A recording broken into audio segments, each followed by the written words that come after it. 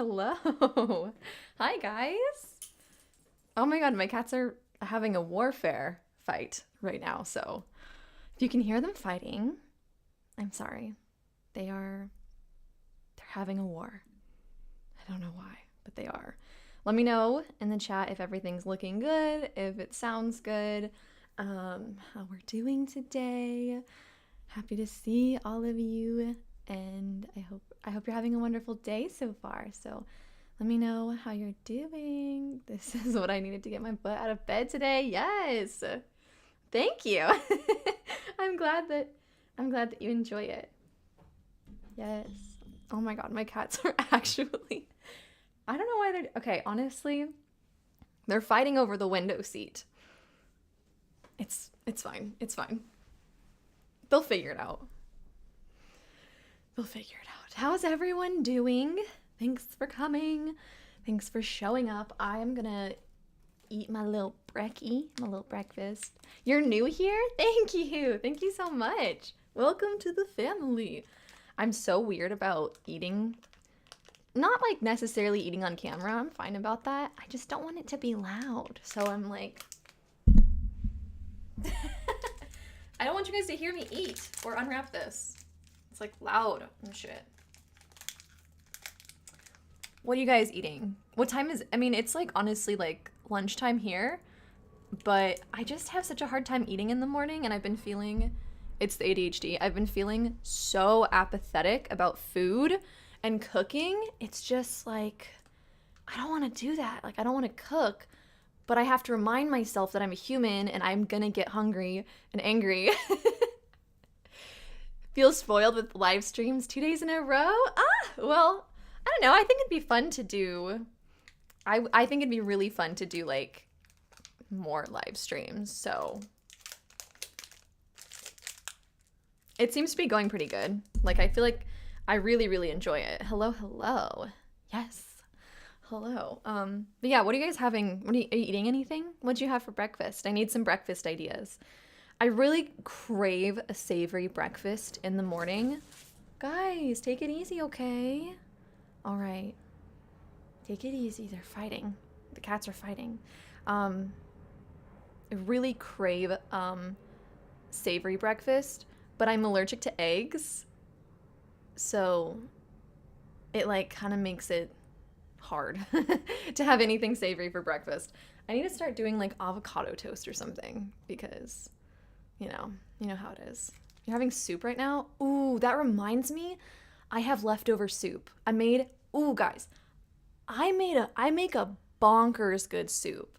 I'm getting good at cooking. I'm so proud of myself. I found this recipe about, oh, you're right, jalapeno cream cheese on a bagel. Ooh, that sounds so good. Breakfast calzone. That sounds nice. But I made this loaded baked potato soup, you guys. It's so delicious. Let me send the recipe. Let me send the recipe to the chat. It's so good. It's so nice. It's like the most cozy dinner. It's so good. It's so easy to make too. It tastes so good. So I've just like really been on a soup kick. So I love that you also. Man, you guys are making like whole ass meals in the morning. I respect it. That's like a DIY Hot Pocket. That sounds amazing. That's crazy. Okay, I'm sending you guys the link to my soup. It's so good. It's so good. Okay, I'm gonna eat. I'm sorry if it's loud. I need to be okay with like eating on stream. You know.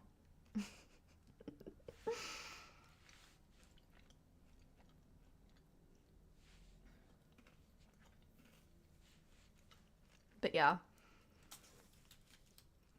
I've been really enjoying cooking. I just have to like, I don't know. It's hard for me to get excited about cooking. Eggs with arugula and sausage and tea. Oh my god, that's amazing. Love that.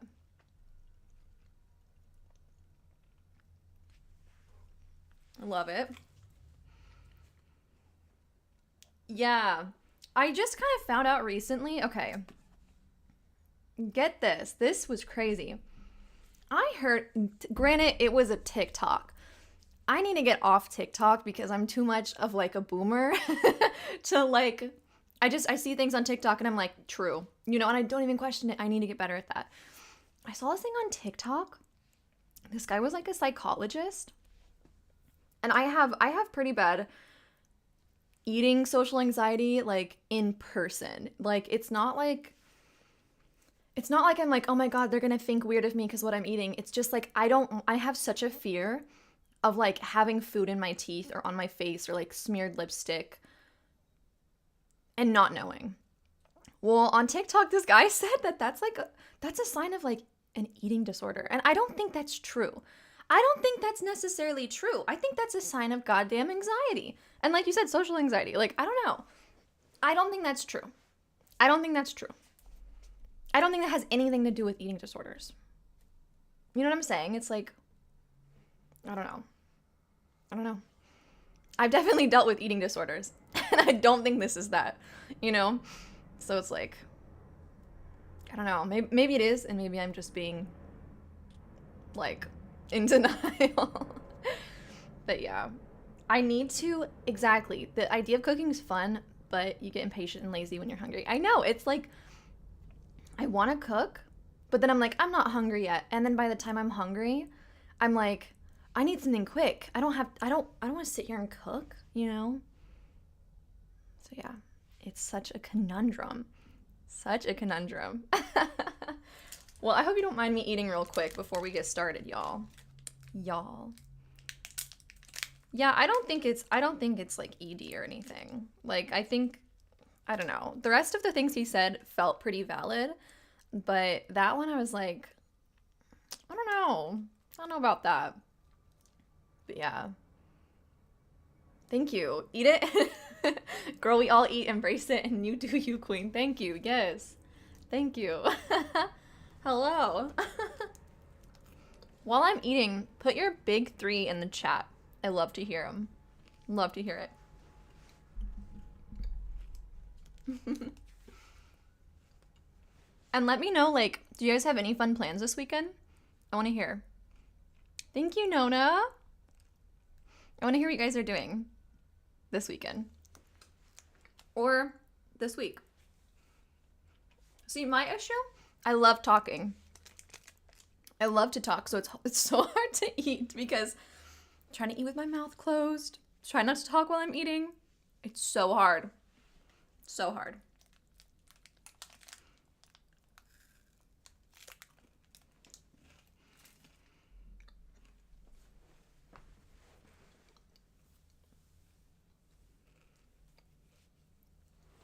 You don't know your big 3? Do you know your sun sign? Just like your normal, like, sign? If you don't know, what day were you born? Like, what month and day?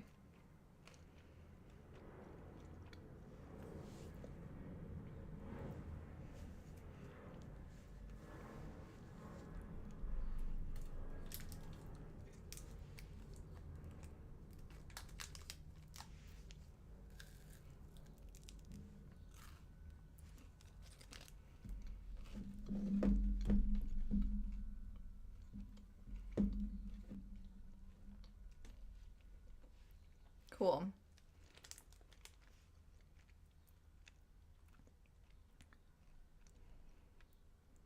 Do some shopping? Oh my god, that sounds so fun. I love shopping. It's one of my favorite hobbies. Really cool. That's fine. It's pretty easy to find your big 3 if you know, like, around what time you were born. Even if you don't know what time you were born, you can still find out your moon for the most part. But the rising can be tricky if you don't know the exact time. Yeah, I have a lot of Capricorn moons in here, which is so fun.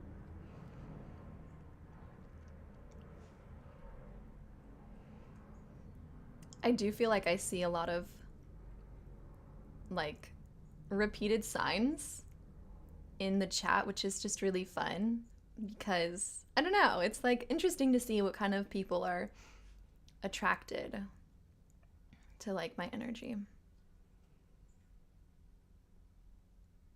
Really cool. Okay, I'm gonna finish eating this. This is a really good granola bar. I just really enjoy it. Love it.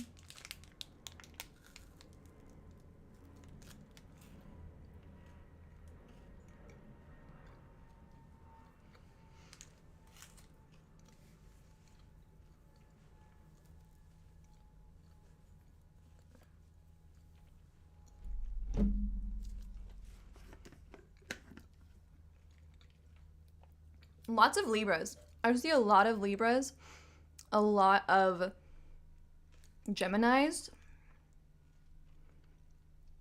I love seeing Scorpios. I love it.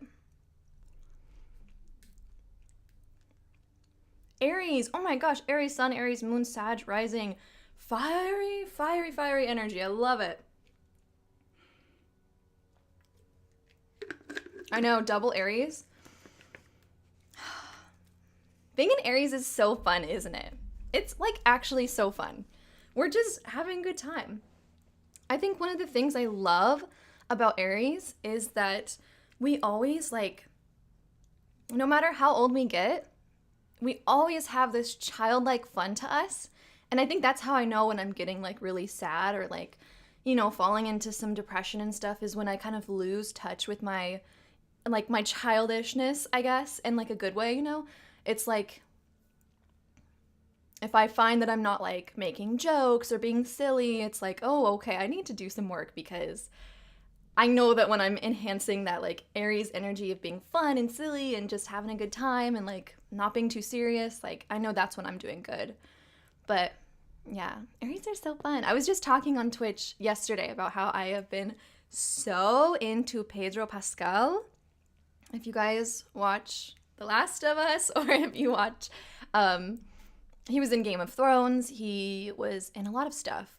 He was in an interview and he talked about his big three, and he's an Aries. And it's so true when you watch his interviews. Like, he's so fun, so silly and stuff. I love it. What's the difference between sun, moon, and rising? So the sun is like the basic sign everybody knows. So like if you ask somebody what their sign is, a lot of times they call it a star sign. If you ask somebody that, that's like the sign everybody knows. It's where the sun was on the day you're born. So if someone was born today, it's Pisces season. The sun is passing through the Pisces constellation. So you'd be a Pisces sun. And just like that, your moon and your rising are the same thing. So when you were born at that exact moment, what constellation was the moon passing through? So say the moon. I think the moon today, oh God, I haven't checked. I literally write out day by day stuff for my Patreon, and then I like forget about it. Moon's in Libra today. So right now the moon is passing through the constellation Libra. So if someone was born right now, they'd be a Pisces sun and a Libra moon. And then rising's a bit more tricky. It's kind of like where the like rising horizon is when you're born. And that's why it's kind of hard if you don't know your exact time, because it goes through all of the signs in one day. So it changes very frequently, whereas the moon changes every 2.5 days, and the sun obviously is like a month about. You saw the Pedro and Nick Cage gif yesterday and you thought of my live stream? Yes, it's so funny. And I swear I saw that meme everywhere. I saw that meme everywhere, and so then I like had to watch the movie, and it was really funny. Can you do a video on Hecate, and what deity do you work with? I don't think I'm the right person to do a video on Hecate. I could do like a Glamour Magic connection with her, but I don't personally work with her, so I just don't think I'm the person.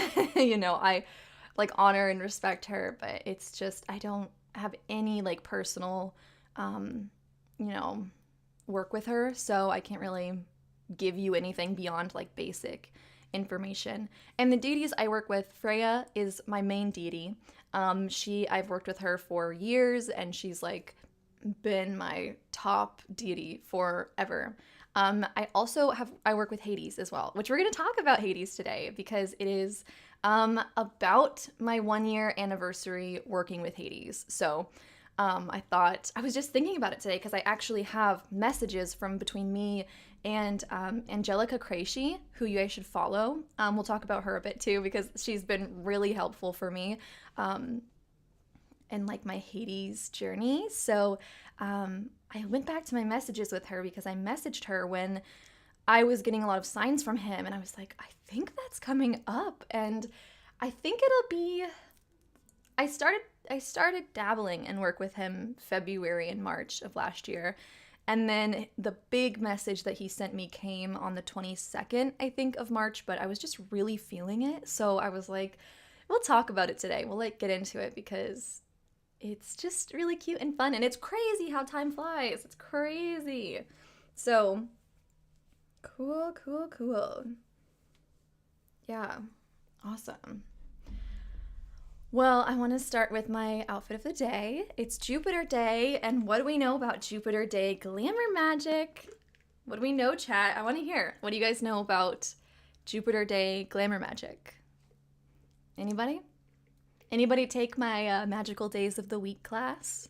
You would know. Rebecca, I know you know.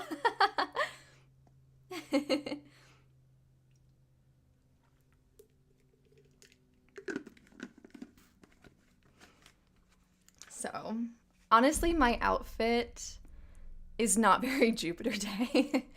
It's not super Jupiter, but it's kind of.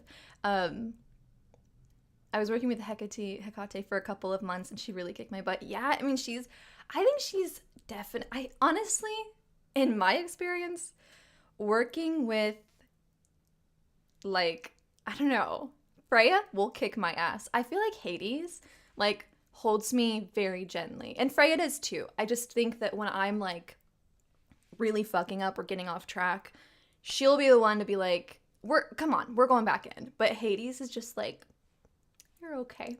It's really funny. I feel like my experience with goddesses, for the most part, I think because I am drawn to more of like the war goddesses, like the very strong, like very, I need to like pick up practice with a very soft, like goddess who just kind of will take care of me. But yeah, Freya doesn't let me fuck around. She says fuck around, find out. On God, bro.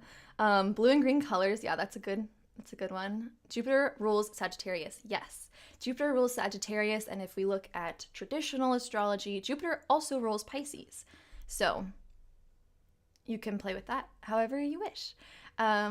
Kitty just got your nails painted green today. Love that. Happy green. Yes. God or goddess is associated with crows. So Odin is like crow daddy. Morgan, yes, is associated with crows. I think, is Hecate?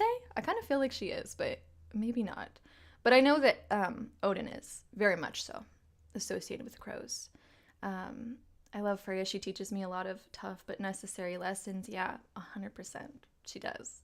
I feel like for me, it's like, if I'm feeling really, I think because she's so helpful for me with self-confidence and like beauty and stuff like that, I think when I'm being like mean to myself or being down to myself, she's just like, fuck that. No, you're not doing that. You are not doing that.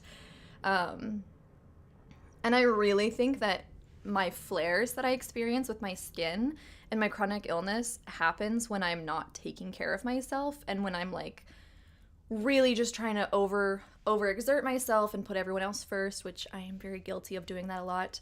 And Freya's all about putting yourself first and taking care of yourself. And so when I'm neglecting myself, I think that sometimes she throws me a nice little flare up to say, I know this is literally the only thing that's going to make you stop. So you didn't take the signs, so here you go. Enjoy this.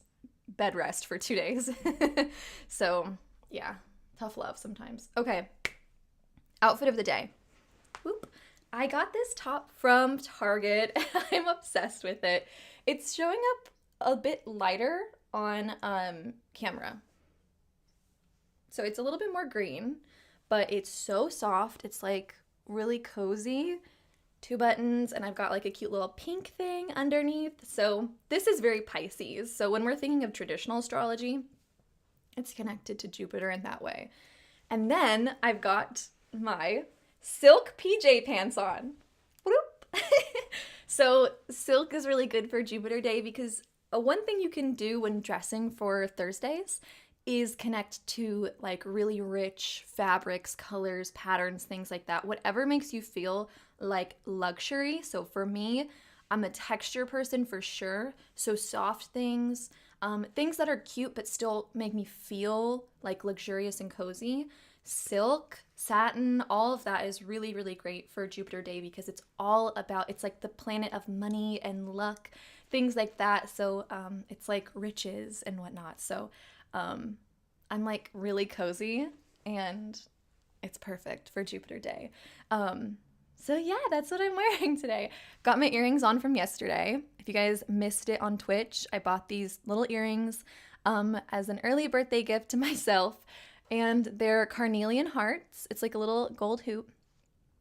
And they're carnelian hearts and then a mother of pearl, which I thought was so cute because carnelian's connected to Aries, and which is my sun sign. And mother of pearl, I really connect to Pisces, which is my moon sign. So I thought that was really fun. And, you know, just like a cute way to celebrate my birth and my birth chart. So yeah, I was enjoying it. Yes, cool. So yeah, that's what I'm wearing. Cool. Okay. Man, I love being cozy.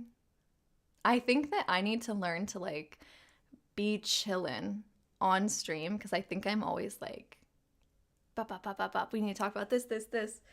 And I think if I want to stream longer, I need to learn to just like vibe, you know, and not always be sharing a story necessarily. But yeah, I'm going to start like eating lunch and shit on stream, I think, because yeah, it'll force me to pre-prep my lunches, which I think will be really good for me, just to make sure that I'm eating.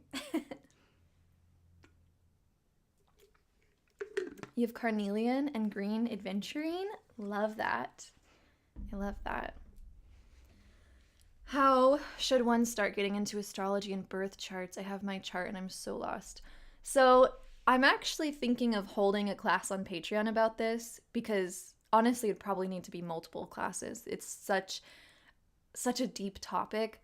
Honestly, just like take it one piece at a time because if you try to read all of it, it's going to be so confusing. You can get an astrology reading and I think that's super helpful. When I started out, I definitely was like learning my own chart and stuff, but then I was like, I should get a reading done by somebody. And I'm like a very like, I'm going to do it myself kind of person. And so I like doing it myself, but I think having somebody read it for you is very helpful because they can explain things. But I would say just like take it by first start with your planets. So like what sign are all of your planets in? And then research that. I love books. I have my books over here. Write Your Own Horoscope by Jane Struthers. It's very, very good. It's great for even if you're a beginner or more advanced. I still use it in my birth chart readings to reference. I think those are really, really good. And Astrology for Everyday Life is a really good book. I think books are so nice because you can like, you know, bookmark it and come back instead of like trying to find the page you were on online. You know, and you can just like really, oh, you know what's really super good actually? What's it called? Astrology for Yourself. It's a workbook. I just had to look over to see what it was called. Astrology for Yourself by Demetra George and, oh, I think it's like Douglas Bloch, Bloch. It's a workbook. It's so good. It's so good, okay? Highly recommend that, okay? But yeah, just understand that like it's a very hard skill to learn. Reading your chart, like it's a lot. It's a lot. Yeah, a lot of people like starting with CoStar because it's very beginner friendly. I think it's fine. I think that it's definitely something you don't want to do forever just because it doesn't show you so much. There's so much that it doesn't show you. Like if you have any houses that don't have a planet in them, it just won't tell you what sign that house is in. So if I'm like asking you like, okay, like Cancer moon's happening, what's going on in your 4th house? What rules your 4th house? You won't even know because CoStar doesn't show you that. So it's good for beginners, but it's not great. No shame though, because I know a lot of people are like, I don't know. I don't think it's bad. I don't think CoStar is bad. I just don't think it's like my favorite. Yes. Okay. What traits would you say are connected to your Pisces moon? Everything. I'm such a fucking Pisces. It's so funny. I'm so Aries. I have an Aries stellium. I'm so Aries, but I have a Pisces moon, Pisces Jupiter, and a Pisces south node. But I'm so Pisces. Like it just, well, I don't know. I just get, I'm very emotional. I'm very creative, very artistic, but my little sister is a Pisces and she's my husband's little sister. And so when we married, I like got my own little sister, was so excited, and she's a Pisces and she is like, ugh, I love having a Pisces sister because I feel like I can help her, you know, because I'm like, I know exactly what you're going through. And it's really funny when I first kind of like got into the family, she told their mother, she was like, I love her so much. She's just like me. She has anxiety. I was like, yeah, we are. We're great sisters. We're really like so similar. And I just feel so happy that I can help her and, you know, kind of be the big sister that I wish I had, and encourage her to follow her creativity and to like feel her feelings and whatnot. But yeah, no, feelings are so hardcore in this house. Like, I feel things so deeply. I think my Pisces helps me with like my psychic gifts and whatnot. I have a 12th house stellium too. So the 12th house is ruled by Pisces. So even more Pisces energy. Lots of it. Yeah. You have almost no overlap of signs in your chart. Wait, what do you mean by that? I think I'm just misunderstanding and I'm curious.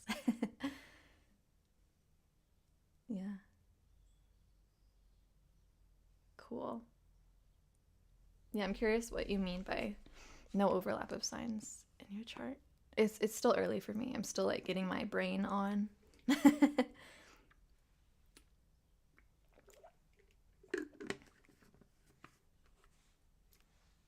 There's just so much to learn in terms of astrology. Like no one is ever gonna know everything about astrology because then you bring in just so much stuff. Like I'm getting kind of into the asteroids and it's like so dramatic. I'm like, do we need to do this? There's so many fucking asteroids. So many. So it's like, you know, whatever. But yeah, lots of fun stuff to learn. There's always something new to learn about astrology. Always.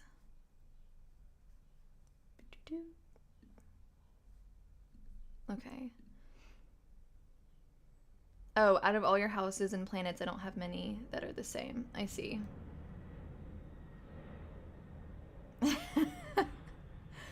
My Venus is in Scorpio, which manifested with BPD. You know what? It just really is like that sometimes. It really be like that sometimes. Okay, I get it. My BFF has BPD, so I'm with you. I feel it. Love you, Abby. Thanks for stopping by. Any advice for Saturn and Pisces, Saturn return? You know what?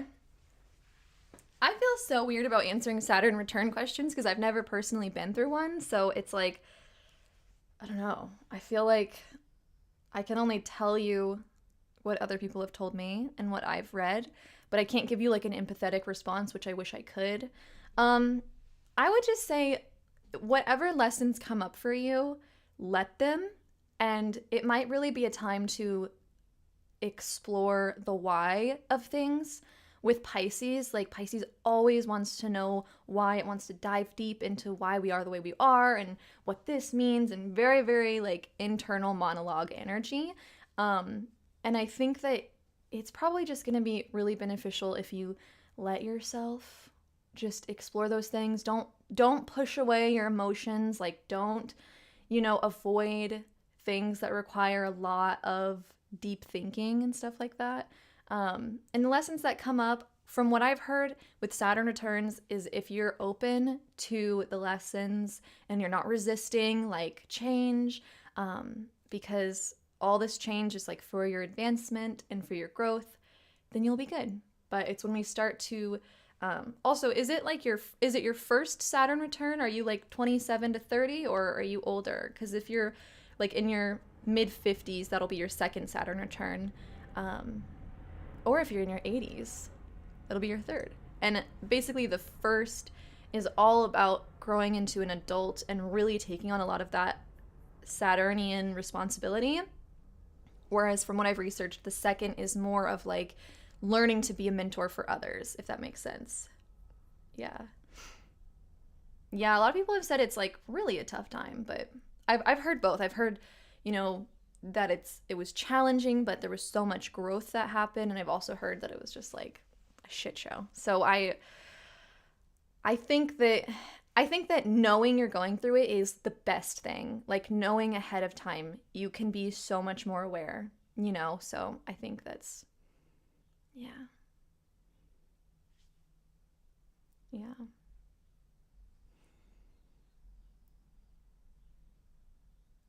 Yeah. Okay. I love the questions. Let's see. I'll answer this last question, and then I want to talk about Hades, because I am been chatting for so long. How do you know if something has backfired, like a manifestation or a sachet intention? So I think, here I go. I want to talk about this forever now. I think a lot of people worry about spells backfiring or doing something fucking crazy. I think there's a lot of like kind of fear mongering online about that. For example, like if you did like a self-love spell jar, it's not gonna backfire and like do the opposite. You know what I'm saying? It's not I think really the only time you need to worry about a spell backfiring in the sense of like a negative way is if you're sending out specifically negative energy. Then it can get misdirected. Not to be like law of three or anything, or like anti, like shadow magic, because I don't care, honestly. But like if your manifestation is like to get X amount of money, if you're putting that energy in, it's not going to just like randomly backfire. Yeah, if you have any like specifics like about what kind of spell it was, or what kind of maybe like energy or what kind of backfire you think might be happening, honestly, I think 9 times out of 10 when people think their spell has backfired or they think someone sent them negative energy, I think a lot of it is getting in your own head and then sending yourself the negative energy. You know what I mean? Because if you do a money spell and then you're like, oh my God, what if I didn't do that right? What if it is going to backfire and I'm going to lose money? What are you doing? You're actively putting that out with that anxiety. You're then thinking about your spell and putting that negative energy into it after the fact. If that makes sense. But like on its own, a love spell or a self-love spell, or like, I do think love spells can backfire. I do think there is often a chance that you can do a love spell to try to make somebody love you. And if they've got good protections up, it can come back to you, and you can find yourself being very obsessive. You can find yourself like getting a little crazy. You know what I'm saying? Getting a little crazy. So love spells, I don't recommend them. I don't recommend love spells. But again, I don't care what you do. Do whatever you want, but be aware of the consequences. It was a sachet for psychic dreams or dream enhancements, and you've been sleeping horribly. Okay, I don't think it backfired. I mean, it would take so much to like, because I'm assuming that you used the herbs, like you probably used like mugwort or lavender or whatever, and those herbs have magical properties within themselves. They're not going to magically be like, you know what? Fuck this sachet, bro. I'm not going to do it. I'm going to do the opposite, because that's just like not what they're wired to do. They're like wired to do what they do. And that's just kind of like their inherent magic, which is so cool about them. I would say that, I mean, honestly, what that could be, like, if you're doing a sachet for dream enhancement or psychic dreams, you could maybe like have opened up your third eye a bit much, and now it's revealing a lot of anxieties. If you're finding that a lot of the dreams are like nightmares, what I would maybe do is do like some sort of like sweetener, like nighttime sweetener sachet or spell jar or whatever. Do some lavender, maybe some honey, maybe some hops, things that'll just, instead of focus on like opening you up to dreams, make sure that you're having like sweet dreams and make sure that you're protected. Maybe have a little obsidian or black tourmaline by your bedside and just hold it, and, you know, maybe just say a little affirmation of like, I'm safe in my dreams. I'm allowed to, you know, dream happy dreams, and like I'm protected and things like that. Maybe just do a little like protection thing, because I think probably what it sounds like is you probably did open up your third eye, and you're maybe just becoming face to face with a lot of your anxieties or things. A lot of nightmares are anxieties and things that we've not really faced yet. And honestly, it could just be freaking Pisces season. Pisces season can hand out some pretty gnarly dreams.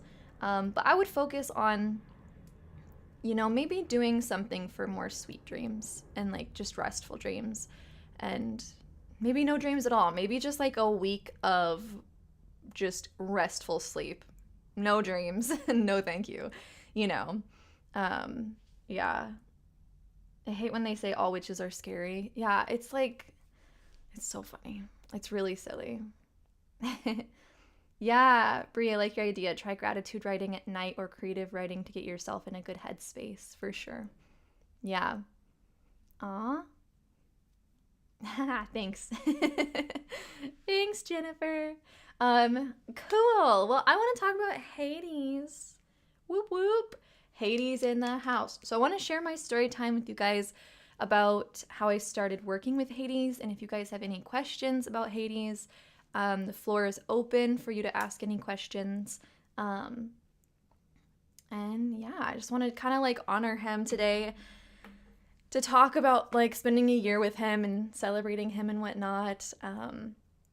So yeah, I don't know when it was that I first started thinking about working with Hades. For a long time, actually, I really wanted to work with Loki.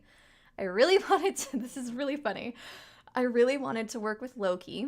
I was like, let's bring a man into the life. I want to bring a god in. For so long, I was like, you know, I just want to work with goddesses. I'm, you know, okay, sorry, I'm like getting sidetracked. But yeah, definitely keep sending advice for them if you guys have any advice for getting over bad dreams and stuff like that. I love the fucking support in the chat. I love it. We have such a beautiful community. You are all so sweet and kind to each other, and I'm just obsessed with you guys. Like, I've literally never seen, let me just rave about you guys really quick.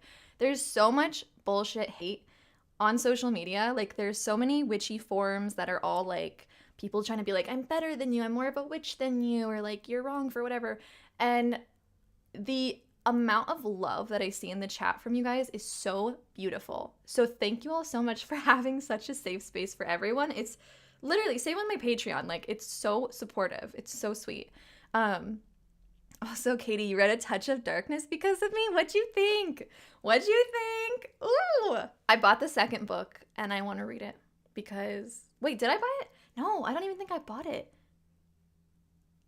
did I don't even remember if I did or I don't think I bought the second book yet. I did buy A Court of Thorns and Roses because my friend Maddie was like, you need to read, Luna, you need to read this. You need to read it. And everyone's been saying that. So anyway, so I wanted to work with Loki for a really long time. And yeah, I was like, I feel like I'm getting signs from a god right now. Like, I was like, a god's definitely reaching out to me. And I think it's Loki. And I was so into it. And because I work with like the Norse pantheon, my like ancestors come from Sweden. And so I wanted to stick with the Norse pantheon. I obviously work with Freya, love Odin, love Thor, Tyr, everybody. It's like a great family. And I decided that I wanted to work with Loki. So I was like, I'm going to do a meditation and try to connect with him. And immediately Freya was like, you're not working with him. No. And if you guys know anything about the mythology, you know that they've got beef. And I was like, I don't know, maybe it'll be fine. Maybe like it's like, you know, maybe it'll be fine. No, Freya was like, this is not it. Like, this is not the god for you. And I was pretty like down about it for a bit. I was like, I kind of want to work with him though. But every time I tried to do a meditation or, you know, anything like that, it was just so clear that it was not the right fit. And so I was like, whatever.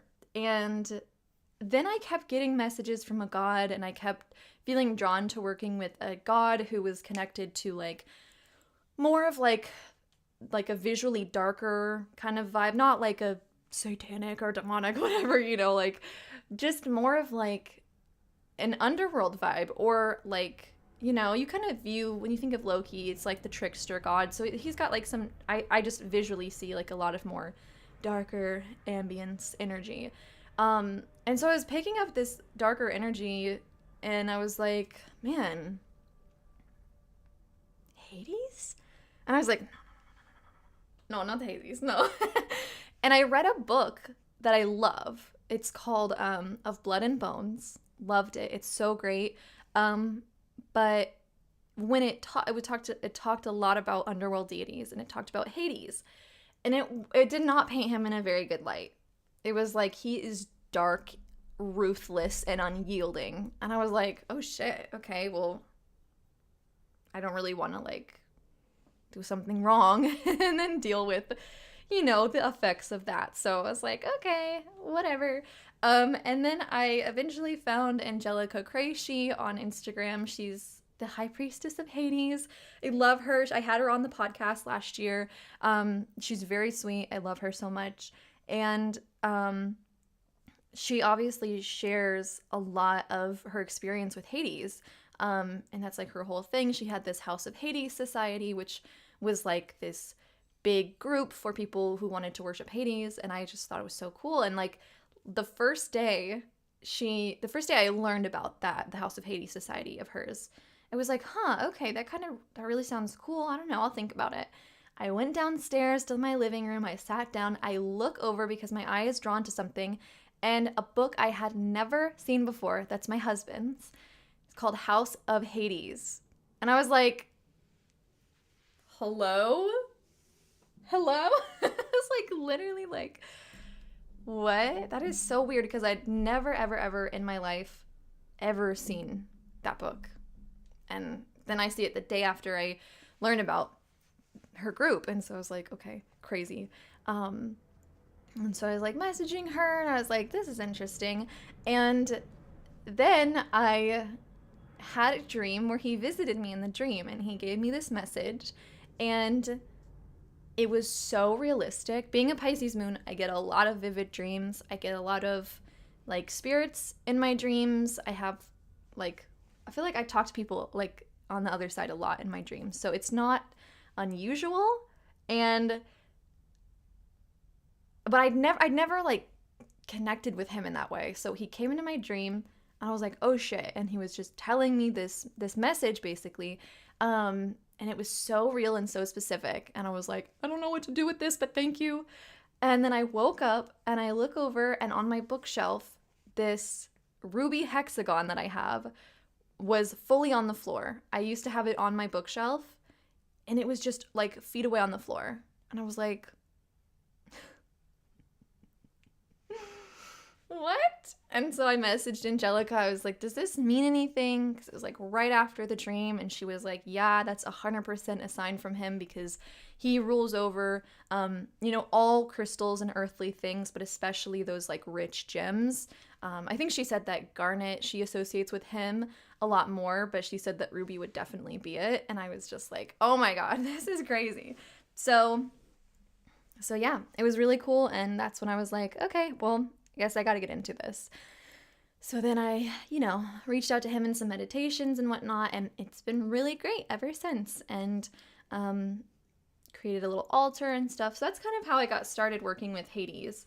It was a really fun journey, and I had a couple of tarot readings that I did where like a Hades card or a Pluto card would like literally come out, and I was just like, shit. It was so clear. It was just like so clear. And I think that in my experience with deities, they give me messages until it's like abundantly clear that, that's who I'm supposed to work with. And they're just like, Jesus Christ, this girl does not listen. So yeah, so that's how I started working with him. It was really cool. If you guys have any questions about working with him or like what his energy is like, in my experience, it's not like what I said that book said. Like I said, Hades has been very, I think, just comforting and very gentle, like helpful. And I think that I think it's interesting to see the deities who have been kind of like not really worshipped so much. I think that's why this might be a controversial statement. But when I was Catholic, I grew up Catholic, I always felt like none of the Catholic gods, like the Catholic God was not listening to me.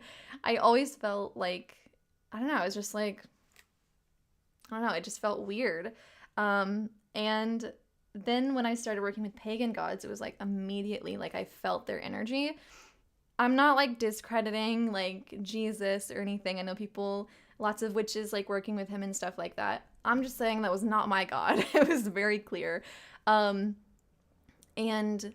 I think that a lot of these pagan gods who have been forgotten for so long, I think that they are like so genuinely excited to help people because they're like, oh my God, like people like care about me and stuff like that. So I think that it's just been really interesting to see that. And so with Hades, I think he's a god who really has not been like super worshipped. Like I think even in ancient Greek time, people were kind of scared of him and stuff like that because he represented death. And like, of course, humans have always had like a weird view of what death is, Like it's like so natural, but people were really scared of it. Okay. Yeah. Have I worked with Persephone at all? I have not personally worked. I've done some like honoring things where I'm like, I honor, venerate, and respect you because, you're dope and super cool. I wouldn't say like I like work with or worship her specifically. I don't know. I feel like I want to. Like I like her energy. I don't know if it's like, I think you can like a goddess or a deity and not feel that like deity connection to, like you can still honor them, which I think is what I do with like so many. I don't know. I love Persephone. I love her energy. I've like connected with it. And I honor it, but yeah, I don't know. I don't personally work with her, but I mean, I'd say if you feel drawn to her, definitely. I think she has got like a good energy.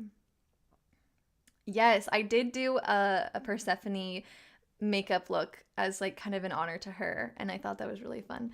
Okay. I'm very cynical. Do you ever think a god or goddess is just trying to get you on their side by being nice? Just curious. I think that there's definitely I don't know. I don't know if I think like gods and goddesses do this. Just in my experience, I don't know. I don't know. But I think there are like spirits that will do that. Like maybe a bit more like misaligned spirits or spirits that are not necessarily working for your highest good. So I think always just protecting yourself and stating like only spirits that have my highest good in their intent can like come to this meditation. So just protecting yourself in the spiritual realm. I don't really feel like gods or goddesses need to do that. You know what I'm saying? Because I feel like they're so well known that they don't like need to. But I do think like if you maybe like, I think there are some negative spirits, some misaligned spirits that will pretend to be something else, like a loved one or something. And I think a really good way to know if that's what's happening is if they like ask you to do crazy shit, or like they like seem to have requests of you that feel misaligned, or if they're like draining your energy and stuff like that. I think just like being aware of your energy is really important, but always protect yourself by being like cleansing, protecting yourself, being very clear about like only, you know, only energy for my highest good can enter this meditation or this spell, things like that. But yeah. Oh, thanks. Yes, I'm glad you liked that look. It was really fun to do. What's your experience of working with two deities and kind of balancing out working with both equally? Okay, Poison Island. I have to like respond to what you said in 1 second. But okay, really quick, I'll get right back to that question. But Poison Eily, I think that's how you pronounce it, says, nice to know they can mess with me, but if they touch my cat, it's over. Haha. Dude, yes. And that's exactly the imagery I was getting when I tried to connect with Loki. I don't think it was Loki. I think it was Freya kind of overriding that meditation and being like, no, Loki's not the one. But it was like, it felt not good for my cats if I worked with Loki. Like it felt like, I don't know. I don't even know how to describe that. It sounds really weird. But I think Freya being like the goddess of cats was like, what is the one thing Luna loves the most? And how can I show her that like, this is not good or whatever. Again, I don't think that was like Loki actually saying that. I think it was Freya being like, trying to visually show me that this wasn't good. But no, I mean, if anybody fucks with your cats, you can fuck them up. You should absolutely fuck them up. Okay, back to the question of working with two deities and balancing out. It's definitely, it can be challenging, but I think having two deities that are very different is helpful. So, like, I know that I give Freya offerings on Friday because it's Freya's day, and I give Hades his offerings on Saturdays. So it's like, it's different. So like I have specific times for both of them and whatnot. But yeah, I think that whenever I'm doing like basic spell work or anything that's like, you know, anything that I'm doing, I call upon both of them. So they're both just kind of like always working for me. And like my visualization, they kind of sit in two different parts. My altar, I have like a deity altar, and that's split up in two. I think 2 is a really good number. I think more than that can probably be challenging. So I think that, I don't know, I think it's totally, like, I know people who work with the entire pantheon, and I think that sounds so stressful. So stressful. I don't know. I think working in a group is probably, like, you can make it easy, but, yeah, so I think it's nice to, like, I had already established my practice with Freya before I started working with Hades, so it was kind of easy to just tack that on and, like, have my different days for them. And then obviously, like, I have workings where one of them is maybe, like, more apt to help with, like, you know, self-love, confidence, more Freya, but anything, like, within money and stuff, they honestly both overlap a lot because Freya does rule like war and death, and also like abundance and jewels and stuff, and Hades also. So I mean, it's weird because they're different but very similar. So I think generally I do call on both of them, but then I'll be like, hey, Hades, can you help me out with this? And yeah, so I think it's more just having my specific days to give them their offerings. They do like a lot of the same stuff though. Like Hades really does like bourbon and coffee and stuff like that, which is not so much Freya. But wine is great for both of them. Chocolate's great for both of them. Like delicacies, like really sweet treats, things like that. Always get a good vibe from that. So yeah, I don't know. Yeah. Cool.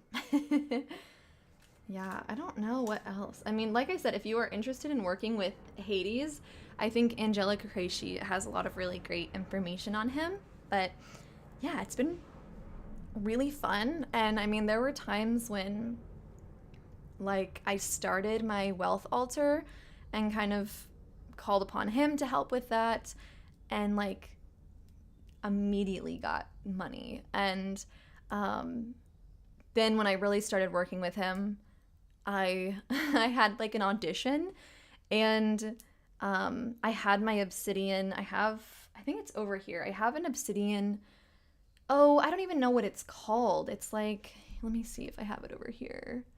Oh, I don't know where it is. I like to keep it over here, but I can't find it. It's not a palm stone, but it like fits your thumb on it really well. It's like a little circle and it has like a thumbprint feeling. So it feels so good to just like put in your hand basically. And so I had that and I put on my oil and I was like, okay, Hades, can you please help me with this audition? And I like did so good and got the part, and the producer and everything was like very, very complimentary and everything and made me feel like I was doing a really good job. So I was just like, thank you. So yeah, I just feel like in terms of career and money, he's been very, very helpful. How often do I work with my deities or give them offerings? So I really try to give them offerings weekly. Every Friday I try to give Freya some wine and Hades some bourbon. But it is hard and sometimes I forget and I feel like shit. But I think just it's important to remember that the deities don't really care. I mean, like it's nice. But I think that if you're like genuinely just you forgot or whatever, you still have appreciation for them. I don't think it's that big of a deal, and whatnot. So I try to do it weekly, and then I'll give them like a little piece of chocolate or something, or like if I make a cake or something, sometimes I'll do that. And I think also a big thing with offerings that I don't feel like people talk about so much, but I love doing is having like wearing jewelry as an offering. So this is my Freya necklace. It's amber. If you guys know her mythology, you know what I'm talking about. So I wear this every day for Freya. I don't wear it every day. Sometimes I don't, but I mean, I wear it pretty regularly as like a devotional offering. And I also have a Hades ring that I dedicated to him that I also wear almost every day, but not wearing it today. Sorry, Hades. So you can like dedicate jewelry to them. You can dedicate craft to them. Sometimes like kind of like I did with the Persephone video, like I dedicated that to her. That would be considered an offering. Although it's like, you know, not what you would traditionally see as an offering. You could volunteer for them or like do community service. So I want to volunteer at a cat shelter, and just like offering your time for things that they care about and things that, you know, would make them happy based on, you know, what they rule and stuff like that. So, I mean, it's just like you can do your makeup as an offering, especially when you're working with Freya or like a god or goddess that has, like, if you worked with Dionysus, whoo, you could have the most fun offerings. Sheesh. I love Dionysus. I've thought about just tacking him on as well. I don't think he would be one that I would like I think Freya and Hades are my like matron patron deities who are like, you know, just no matter what a part of my craft, but I do think like bringing in some fun energy every now and then, like I've worked with Lilith, I've worked with Jupiter, things like that. And so I think that's fun. But I think it'd be so fun to work with Dionysus. Like, just such good energy. It's so funny. Before I even was a witch, back in when I was like doing high school theater, I would always jokingly pray to Dionysus. Um, and I think Thespis is the other like god of theater, or maybe he's just a person, but Dionysus I would like jokingly pray to make sure that the show went well. But yeah, because Dionysus is like all about theater and fun and sex and wine and literally all the fun shit. Yeah, so I think it's fun. I think it's really nice. But yeah, let me make sure that yeah, I think I answered that question pretty well. But yeah, I mean, I think that, yeah, I would say like official, like traditional offerings once a week. And then I think every day, I mean, just like with Freya, it's like doing my makeup is an offering. I mean, I think my entire online presence is an offering of like uplifting. I think my audience is mostly like femme folks, women, and stuff like that. So I think that uplifting you guys and encouraging you guys to just vibe and have a good time and live your life authentically, I think that's an offering in itself. So, yeah.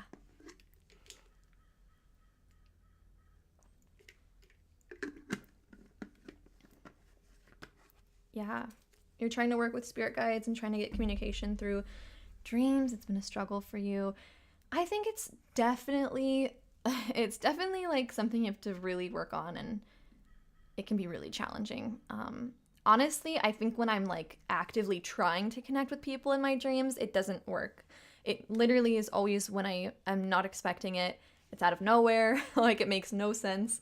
It can be really hard, but I think that, yeah, just make sure you're prepping your space to be really beneficial, and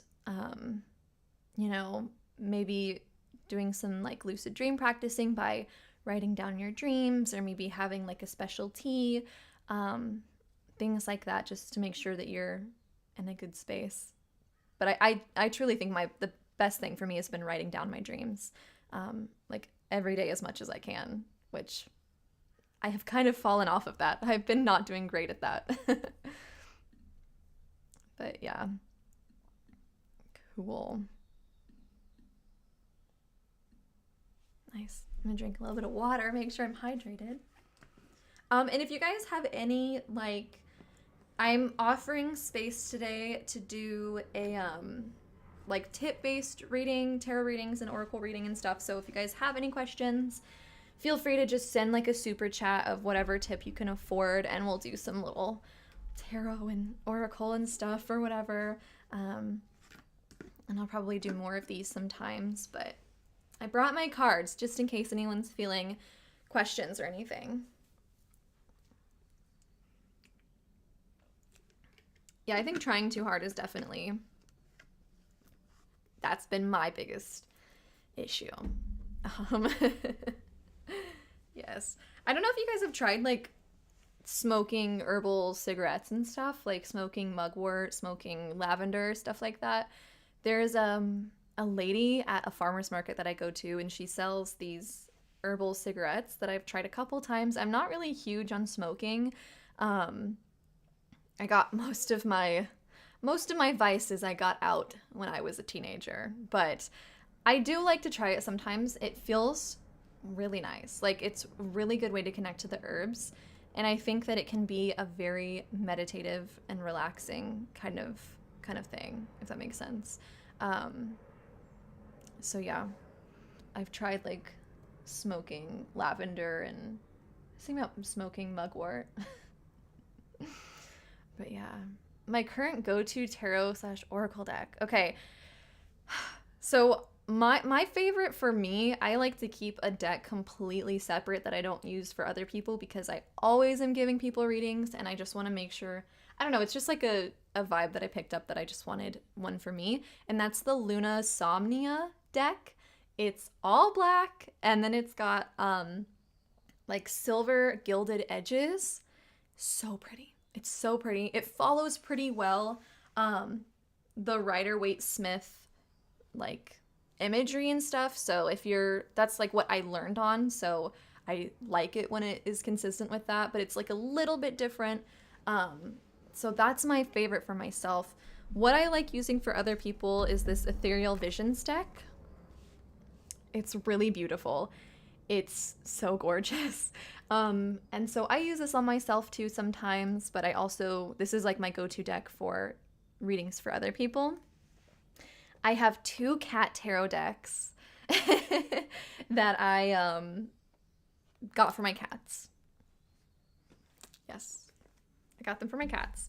And I need to use them on my cats because, yeah. What if you can't have a permanent altar? Is it okay if you keep it in a box and bring it out to sage the space to practice? Absolutely. Absolutely. 100%. Your deities do not give a shit.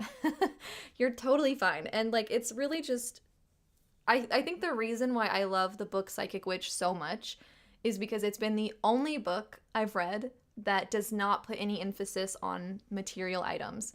Literally 90% of the exercises and stuff are just using your visualization, which is so good because I think that we're pretty oversaturated right now in the witchy community with like tons of use these 17 herbs and these 3 essential oils and this specific carrier oil, and it's just like it's fun. It's fun to play around with those things. It's fun to play around with tons of tarot decks, but it's not at all necessary. So it's like you're totally fine to just have a not permanent altar. You don't even need an altar. Like I don't think you need an altar. Like it's fine. You can have a mental altar too, like if you want, just a place that you go to in your meditation and stuff. But yeah, put it in a box, bring it out, whatever you want. There's no rules. That's what I love about witchcraft. There's no rules. It's just whatever. You have 3 cat tarot decks? It's the same one. Oh, which one is it? So I have to know which one it is. I bought I think it's just called the Cat Tarot by Megan something, I think. Yeah. Yes, that's the one I have. Yes, it's really cute. It's really cute. That's fun. Yeah. Really sweet. In terms of oracle decks, I have so many oracle decks that I love. The one that I brought out today, this is one that I've had for literally so long, years. This is the Moonlight Oracle deck by Tatiana Vedenkina. Hard to pronounce. Gorgeous. Obsessed with this. This is beautiful. The suits have goddesses, crystals, less like, I don't know, more just ideas, moon phases, things like that. And it's just so beautiful. I got this deck years ago and I still love it so much. It's so pretty. It's so gorgeous. And yeah, I like my Sacred Cycles deck. Oh, there's so many I like. I love the Star Codes Astro deck. I'm like looking at my altar right now. Oh, my Harmony Nice Tarot. Obsessed. It's so beautiful. It's a pip deck, so it's not very visually, it's pretty simple visually speaking. And it doesn't really go with the traditional, even though it's called the tarot deck, it's really not, it doesn't have like a traditional major arcana or minor arcana. So it's definitely a learning curve. When I got it, I was like, oh, I need to reference the guidebook a lot, which is fine. But yeah, it's really beautiful and it just has amazing energy. Like every time I use it, I feel really good. Even though the deck calls me out. It's always just like, you suck. But then it's like, it's okay. So it's a fun deck. I like it. I've also been really enjoying it's by Tamed Wild. It's like their rune oracle deck. Really like it. I'm trying to get into runes and it's been very helpful with learning the runes a bit better. I do have some rune casting kits, and yeah, it's just, I need to try it a bit more, you know how it is. But yeah. There's one deck that I really want to get. It's on Amazon and it's so gorgeous. It's all pink and I don't even remember what it's called, but it has I don't know, it's just really pretty. It's like all pink. I think it's really, really pretty. So, yeah. But it's been fun. It's been good. I enjoy it. So, yeah. Any other questions about anything? Feel free to ask. And I'll do some more tip readings in the future if we're interested in the future. But yeah, just vibing.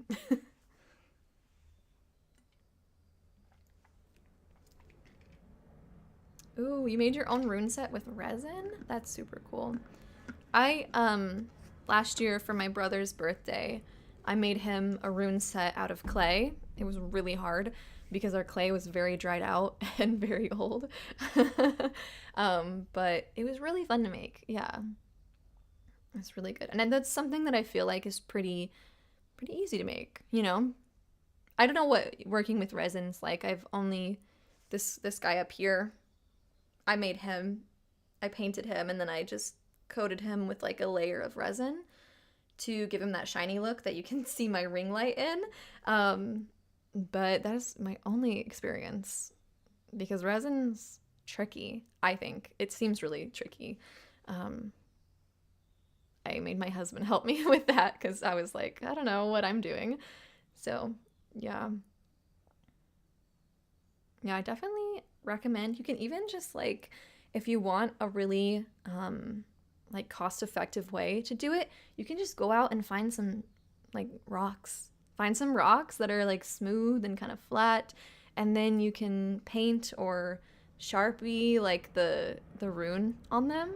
You can make your own rune set. How easy is that? Oh, you have a mold set, yeah. That's cool. Yeah. I do think you have to like have some good airflow. Or at least I did.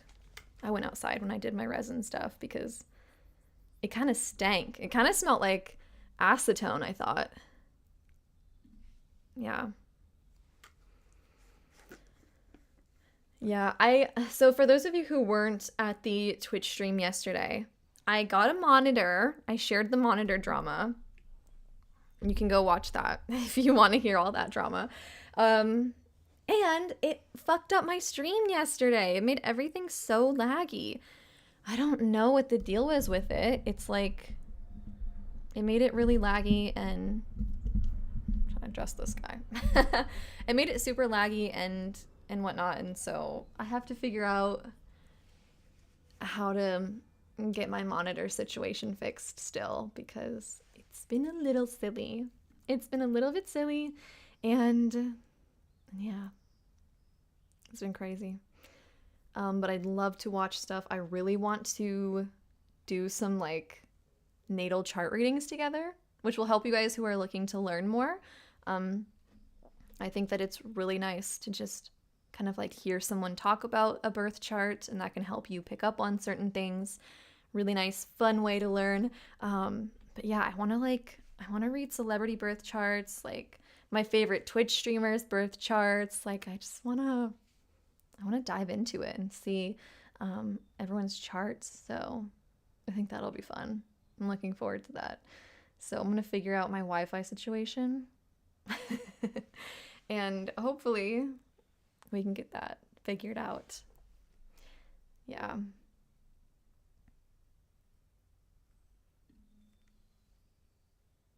Cool.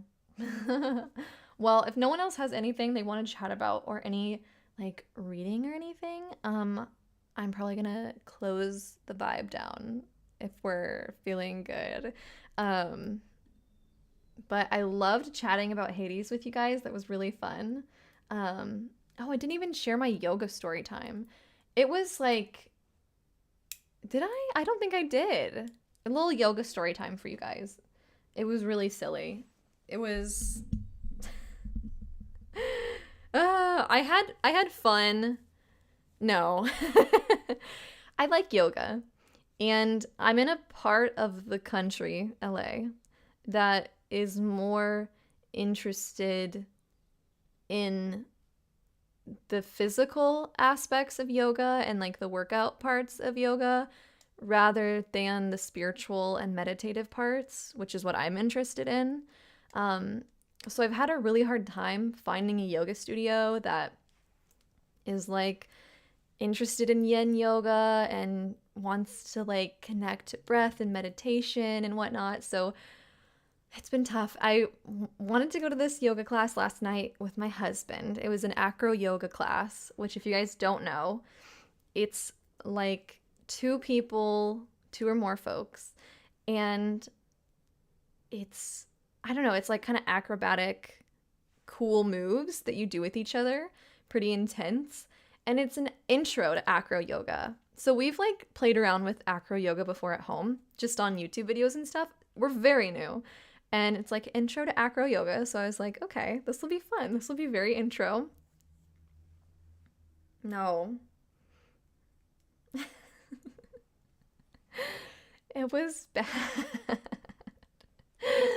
It was such like an inner child coming out kind of moment because I literally, we got there and they were like, cool, to warm up, we're gonna do cartwheels.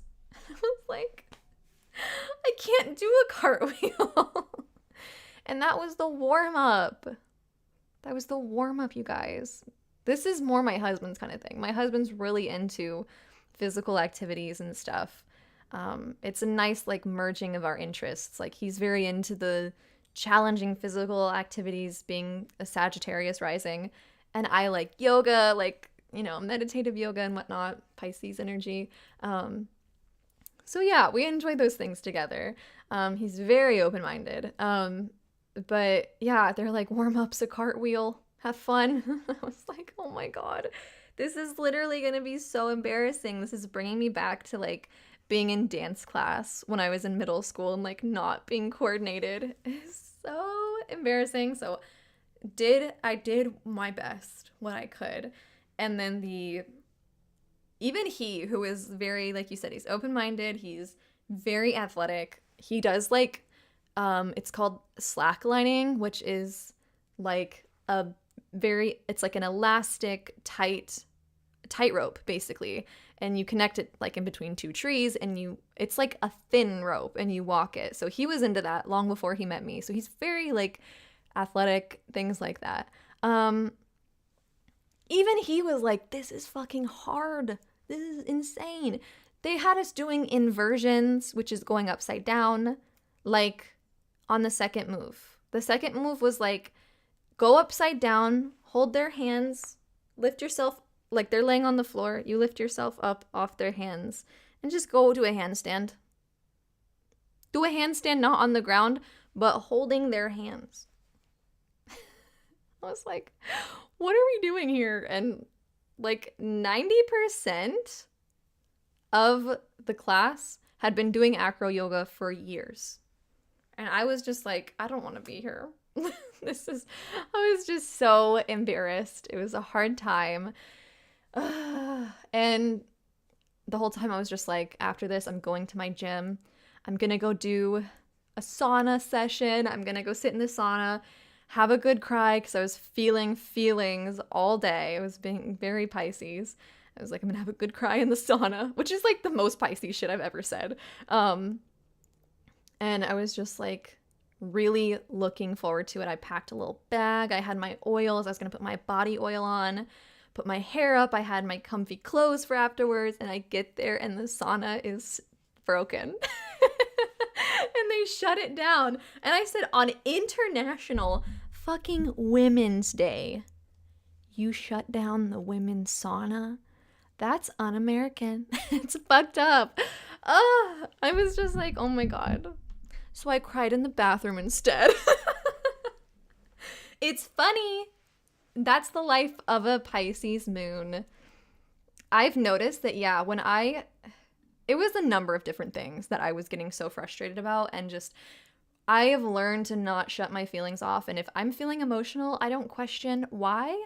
I don't try to figure out what caused it. I mean, eventually I will try to figure out that, but I just like let it happen because it's like, it's coming up, let it come through.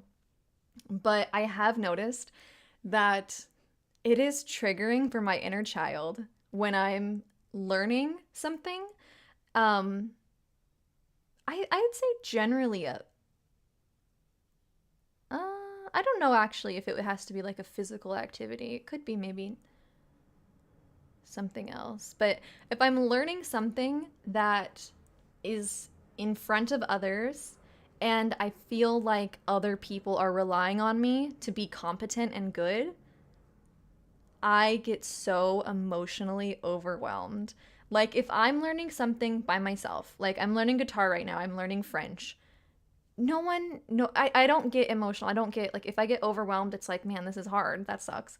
I don't get emotional. It's like, whatever, I'm learning. But if I'm learning something and I feel, and it's all projection, like if I project that other people are like, because it was a group activity, you know, and like you have to do this with others and other people are like trying to help you, I get overwhelmed and I get so emotional and I want to cry because it's like, it's almost like, I don't know, I feel like I'm hindering their experience. And I felt bad. I was like, honey, go work with someone else. I can't do this. And I want you to have a good time. He was like, no, shut the fuck up. You're fine. But I don't know. It's like, if I feel like other people are relying on me to be good at something that I'm learning and struggling with, and especially if I feel like it's going very fast paced, it does me in. It does my little Pisces heart in. I get so overwhelmed. And I'm like, Jesus. Yeah. So that's my funny story about how I got overwhelmed yesterday doing yoga. I really want to find a yoga studio that just wants to vibe and like do yin yoga and breath work and fast-paced yoga and like intensive hatha yoga, but like with not so much like, yeah, girls, let's go, push those abs, woo, and more like connected to the spirituality of it, because it's just like, that's what I like. That's what I'm here for. So, yeah. Yeah. Yeah, if you have a question in the chat, you can just ask. We'll see if I answer it. Depending on how weird it is. I will not answer all questions, but I will answer all the questions I see and whatnot.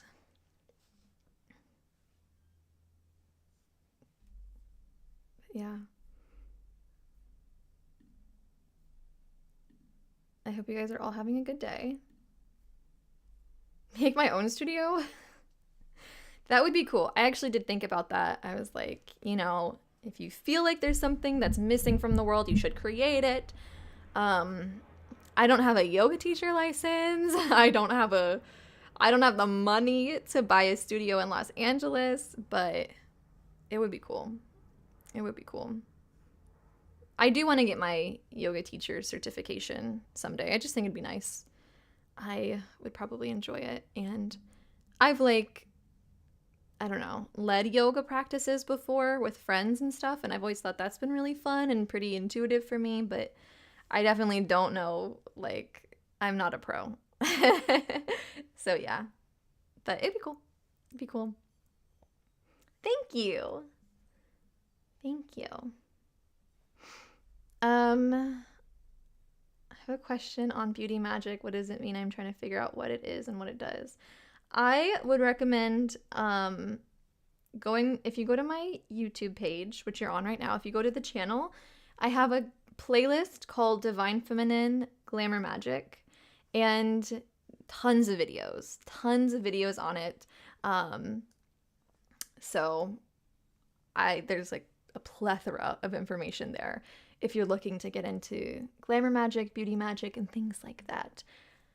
Best video to start? let me see. Let me look up my own playlist because I've made so many videos that I literally can't even remember all of them. I love it. Okay. Nona, I love you. I love your energy, but we respect each other's religions here, so no like religion pushing or you're gonna get blocked, okay, babe?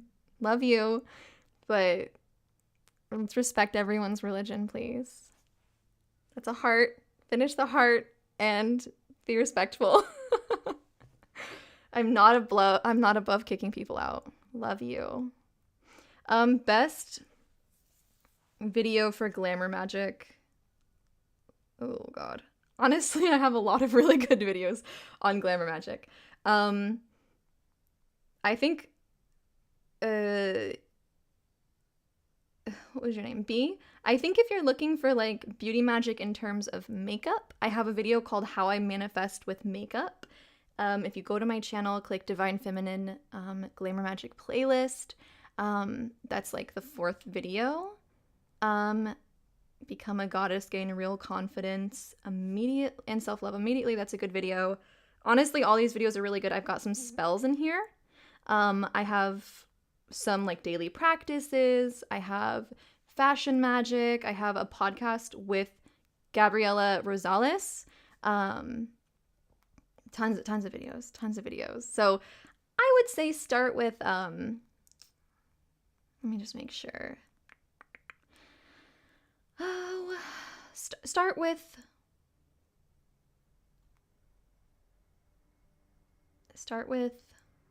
How I Manifest with Makeup. Go to Become a Goddess, gain real confidence, and self-love immediately. Those are my 2 like videos to start, I would say. I'll link them really quick, just in case you can't find it.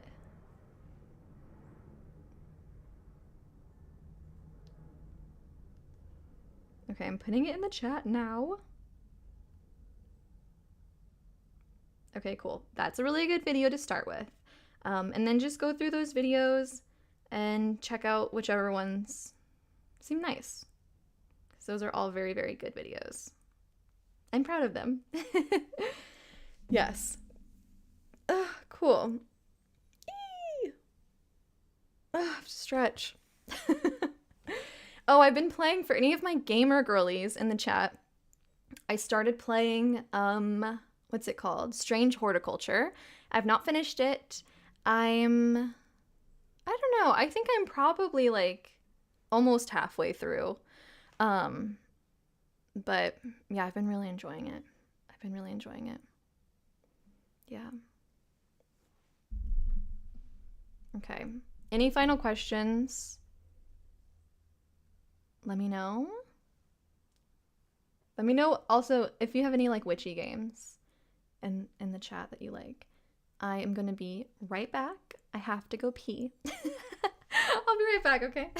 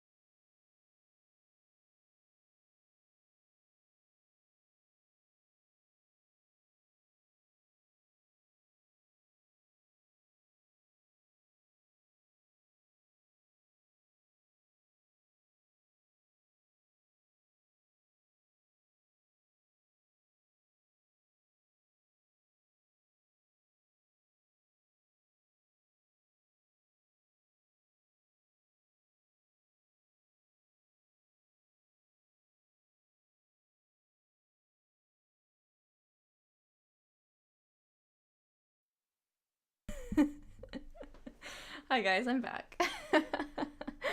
Yes. I thought about that. How yesterday we were just talking about yesterday. We were talking about streamers who stream for like 8 hours a day, and how they just like get up and go pee and they get food and whatever, and I just have to be more comfortable with that. And as literally every time I stream, I drink so much water. Every time I stream, at the end of the stream, I'm like in pain. I'm like, I need to go pee. So I'm just like, I want to stream for longer sometimes. And sometimes I have to pee. So I'm just going to be open about it and just go, you know? Yeah.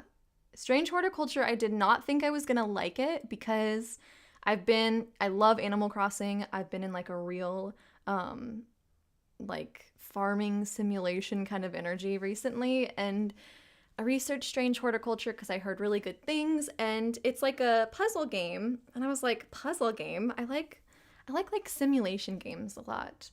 So I didn't know if I'd like it. I really like it. It's fun. I was like, it's not going to be adventurous because you're like in a shop all day. But it's really cool. It's fun, and it's witchy, and there's a cat you can pet. So I really like it. Yeah, tiny squirrel bladder gang, that's me. It's so fun going out, like, and it's not fun like in Los Angeles because a lot of places just don't have bathrooms, and to go anywhere you have to drive for like 30 minutes at least just to get through traffic, and it's just like I have to pee everywhere. I have to pee all the time. Where am I supposed to go? And yeah, most places you just have to ask, and they have like a key to their bathroom. And you have to buy something, which is fine. It is what it is. Yeah. Yeah. The game, I don't know if Strange Horticulture is just Switch or if it's on Xbox. But yeah. I'm not sure. I really want to play The Last of Us. Since I've watched the show, I'm liking it a lot, and I think it'll be cool to play it after watching it and to see like the similarities and stuff. I've seen some of the side-by-side footage, and it looks really good. It looks really cool. I'm not great at playing games. I get frustrated and nervous when it's like a scary game, you know? It is what it is. Yeah.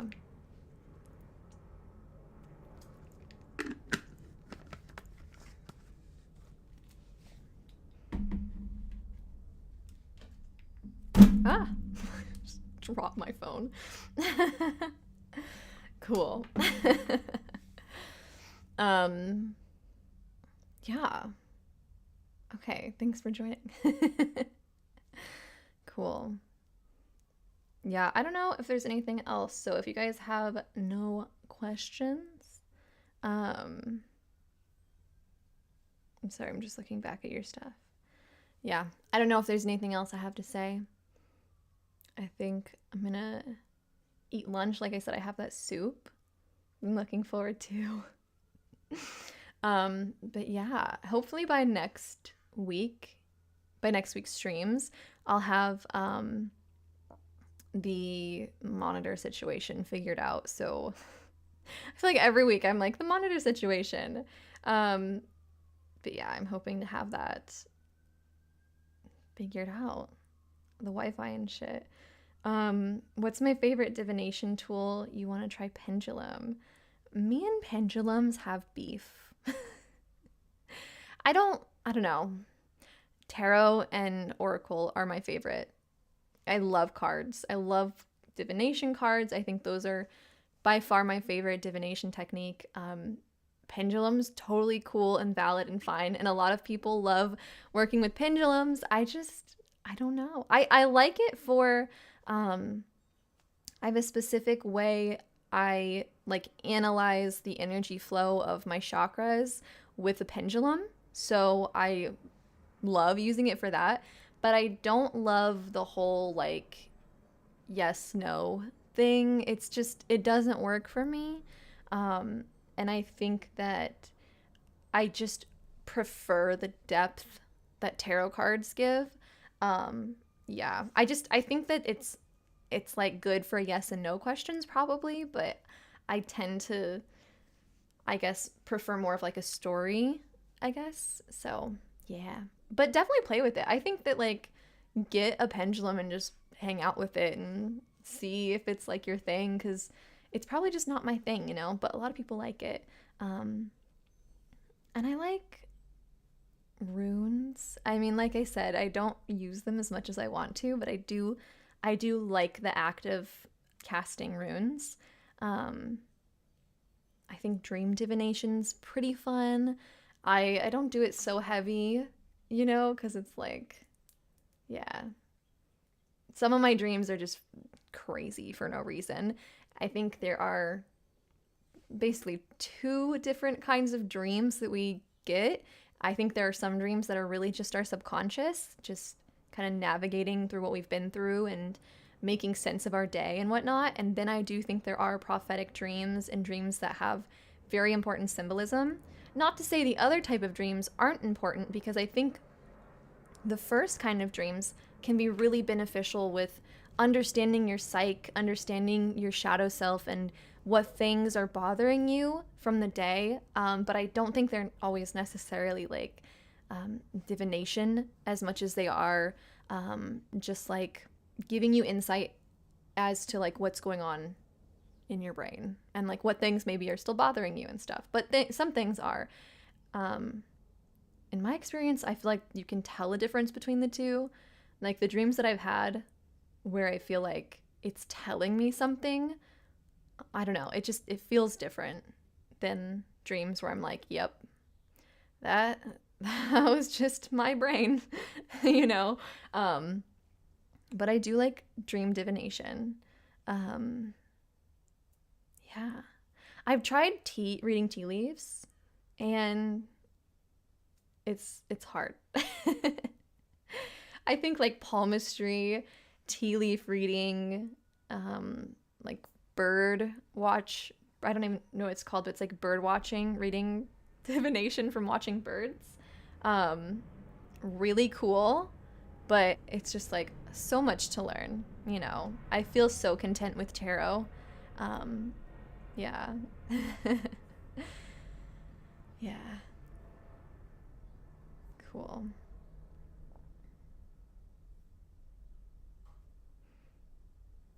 Yeah, you wish you could remember your dreams. Most of the time, you forget everything except for the emotions. Yeah, I have that sometimes too. Um, yeah. I think that, do you write down your dreams? I think definitely write down your dreams if you don't. Um, but yeah, I get that sometimes too, where I'm like, I don't remember what my dream was about, but I know this is how it made me feel, which I think can still be like beneficial in giving you information. You like charm bags? Yeah, like casting charm bags for sure. Yeah. Oh, I do have Astro dice. I bought those I don't know, like 6 months ago maybe, and really like those. Those are really fun for predicting time. Um like I'll be like what season, like what astrological season is best for this, or like what important kind of transit or something should I be looking at, or what kind of zodiacal energy should I bring in to whatever. You roll the astro dice. I read it one time at so funny. This is like the most Los Angeles thing. I read it at an NFT convention one time, and a lot of the people were drunk. And my astro dice, they do kind of look like D&D dice. Um, this guy came up to my booth and like wanted a reading, and he's like, "Oh, sick D&D dice, bro. I love that." And I was just like, "Thank you." Thank you very much. Thank you very much. I love that. Um, but yeah, I just it's like, okay, why would I have D&D dice right here? But I appreciate, you know, the support. um, yeah. Yeah, I love using the notes app for my dreams. Really nice. Um, I've never had a palm reading done. I've read my own palm. Um, I got into it actually like years ago, long time ago, and it was really funny because it predicted something that had already happened, and I was like, shit. And then I got into it again recently and was just reading about it, and it told me I was gonna have like I had like a bad reading, and I was like, oh fuck.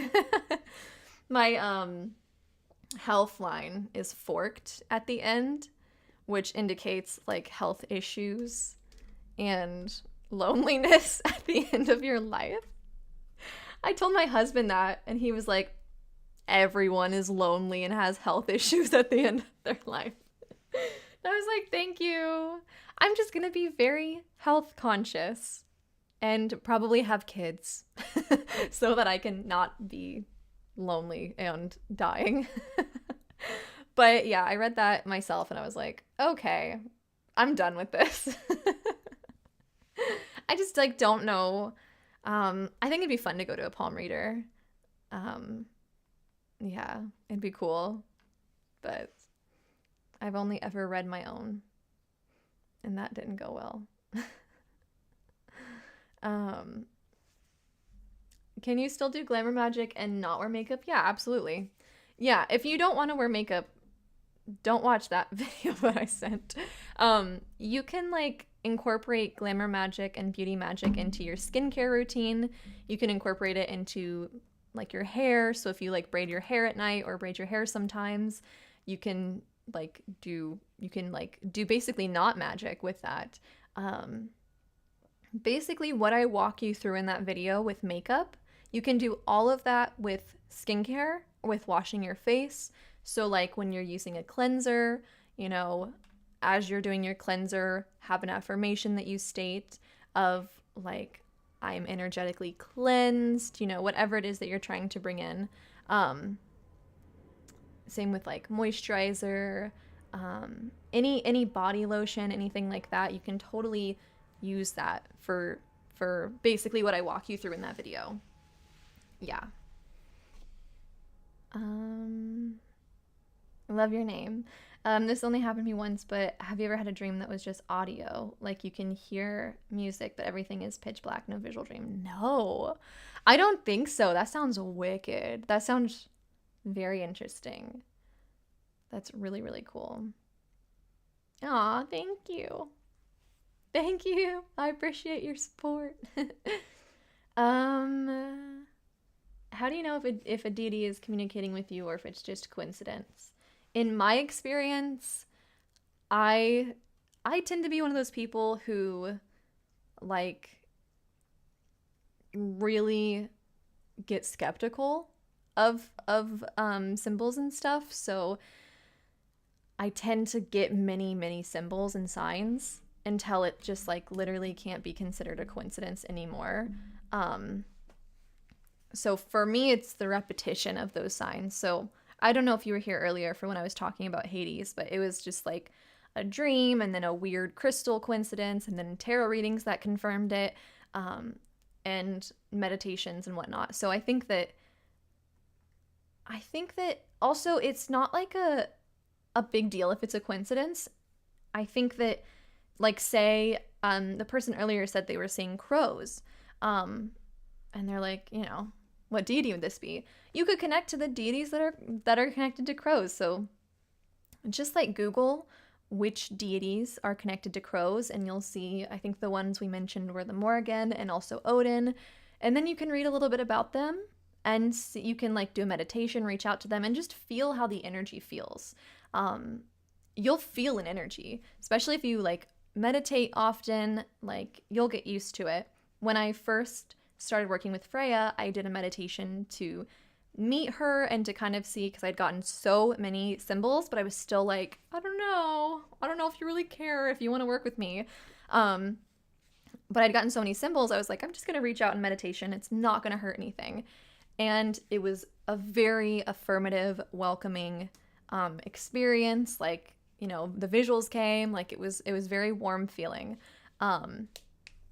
Also, when I tried to reach out to Loki, the energy was not good. no matter how hard I tried, it was just like a weird energy. It was like it didn't feel great. So I think that if you think like you're getting a specific sign, I would look up what deities are connected to those. I would read up on those deities and see if you have any other kind of things that correspond with them. Like for me, I was getting a lot of symbols from Freya, and then I researched about her, figured out she was Nordic, you know, and that's like my lineage. I figured out she loved cats. She had all these different things, and she like was a supporter of sex workers and stuff like that. There were so many things that connected that I was just like, damn, that's it. And yes, of course you can still watch that video. Like I said, watch that video, and any tips I give for makeup, just you can incorporate those same things with your skincare or brushing your hair even, or putting lotion on your body or putting on clothes, like anything like that, really. Yeah, you can still watch that video, and I would recommend watching the other videos in that playlist. Like I said, I mean, Glamour Magick has very little to do with how much makeup you're wearing and has everything to do with the intention behind it, you know? So, yeah, no hate to Loki. It was not the right fit, though. I really wanted to work with him. I felt like I was getting symbols, but what I found out was it was a different deity that was kind of, but not really similar. So I think if you're getting symbols, it's a deity reaching out, and it might just be a little puzzle game to figure out which one it is. You might get it on the first time, like I did with Freya. You might not, like I did with Loki. But I assure you that if you're open, the symbols will keep coming. Just be open to it. Yeah. Cool. Nice.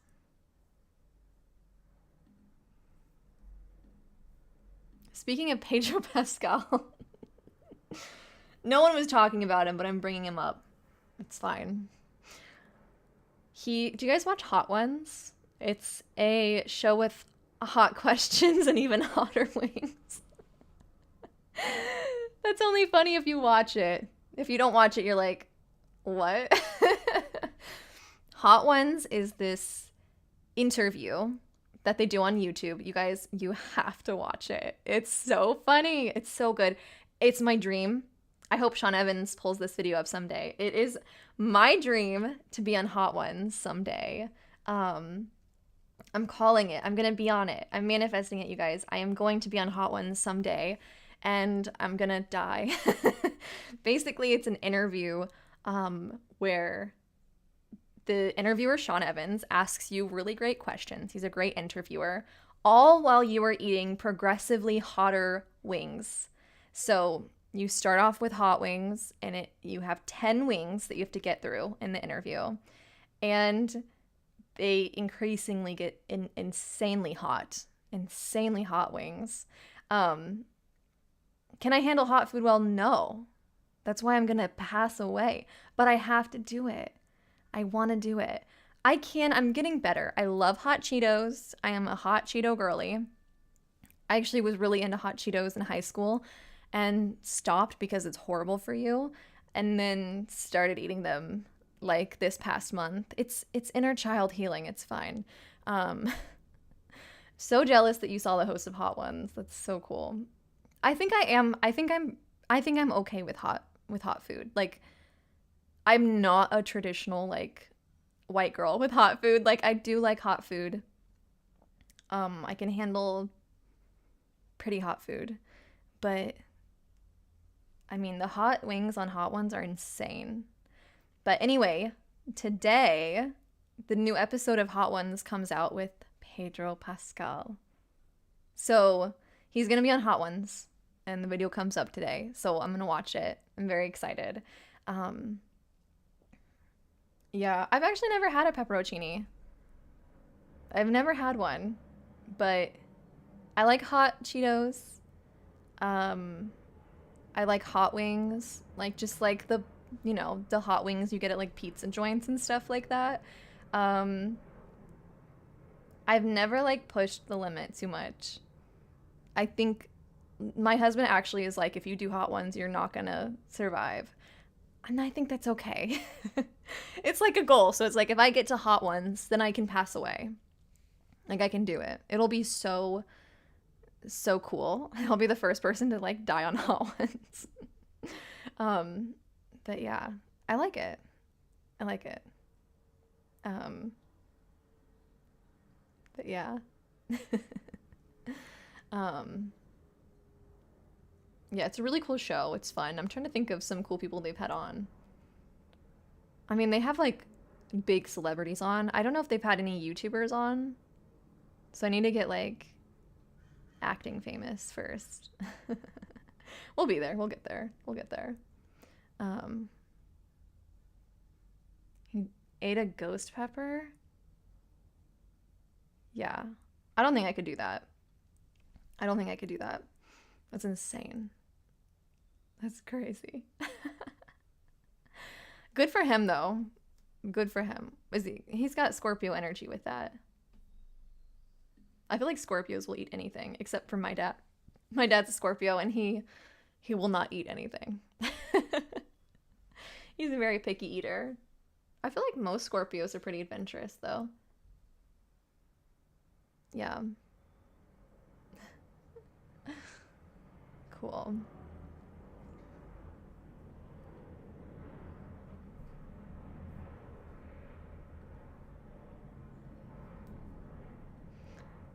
Awesome, you guys. Well, I am going to shut the show down. Thanks for joining. I will be live on Tuesday on Twitch, and I will also funny that he's a Taurus. I love that. Tauruses love food. That's all I can say. Oh no.